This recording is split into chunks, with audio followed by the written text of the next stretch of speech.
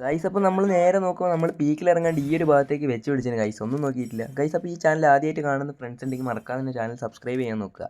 പിന്നെ നമ്മൾ നോക്കുമ്പോൾ എന്താ ചെയ്യുന്നത് നോക്കുമ്പോൾ കാണാം ആ ഒരു എനിമി അങ്ങോട്ടും ഇങ്ങോട്ടും ഓടി കളിക്കുന്നുണ്ട്. ഗണ്ണിന് വേണ്ടി പരക്കം പായാണ് ഗൈസ്. നമ്മളൊന്നും നോക്കിയില്ല, മാക്ടൺ വെച്ച് അടിച്ചങ്ങ് പപ്പടാക്കി വിട്ടിട്ടുണ്ട്.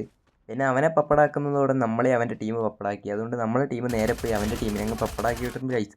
പിന്നെ നേരെ നോക്കുമ്പോൾ നമ്മളെ ടീമിനെ പടാക്കിയ വേറൊരു പ്ലെയർ വരുന്നു. നൈസായിട്ട് എഡബിൾ വെച്ച് അടിച്ച് അവിടെ നിന്ന് കറങ്ങി തിരിഞ്ഞ് ഈ ഒരു ഡ്രോപ്പിൻ്റെ അടുത്തെത്തി നമ്മൾ കുനായി വിട്ടിങ്ങോട്ട് പോയായിരുന്നു. നോക്കുമ്പോൾ ആ ഒരു പ്ലെയർ എന്നെ തപ്പി വരുമ്പോൾ നമ്മൾ നൈസായിട്ട് വെച്ച് സ്വിച്ച് ചെയ്ത് അടിച്ചായിരുന്നു നൈസ്. പിന്നെ നമ്മൾ വെച്ച് ഫിനിഷാക്കാൻ നോക്കുമ്പോൾ നടന്നില്ല.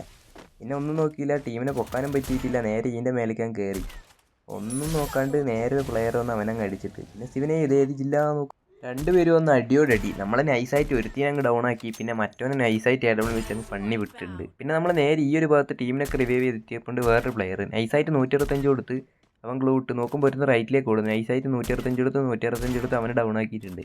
പിന്നെ നമ്മൾ മെല്ലെ അവൻ്റെ അടുത്തേക്ക് റഷ് ചെയ്ത് പോയിട്ടുണ്ട് ഗൈസ്. ഒന്നും നോക്കിയില്ല, ഒരു 165 കൊടുത്ത് പിന്നെ 165 കൊടുത്ത് അവനങ്ങ് ഫിനിഷ് ആക്കിയിട്ടുണ്ട്. പിന്നെ നമ്മൾ നേരെ മേലെ ഫൈറ്റും കാര്യങ്ങളും നടക്കുന്നുണ്ട്. നേരെ മേലേക്ക് പോയിട്ട് അവനൊരു 175 കൊടുത്തപ്പോൾ അവൻ വീണിട്ടുണ്ടായി. അപ്പോൾ അവൻ്റെ ടീം നേരെ ഓടുന്ന ഗൈസ്. അവനെ ഒരു അടിയടിച്ചപ്പോൾ അവൻ ചത്തിട്ടുണ്ടായി ഗൈസ്. അപ്പോൾ നാളെ ലൈവും കാര്യങ്ങളും വരുന്നതായിരിക്കും ബൈ.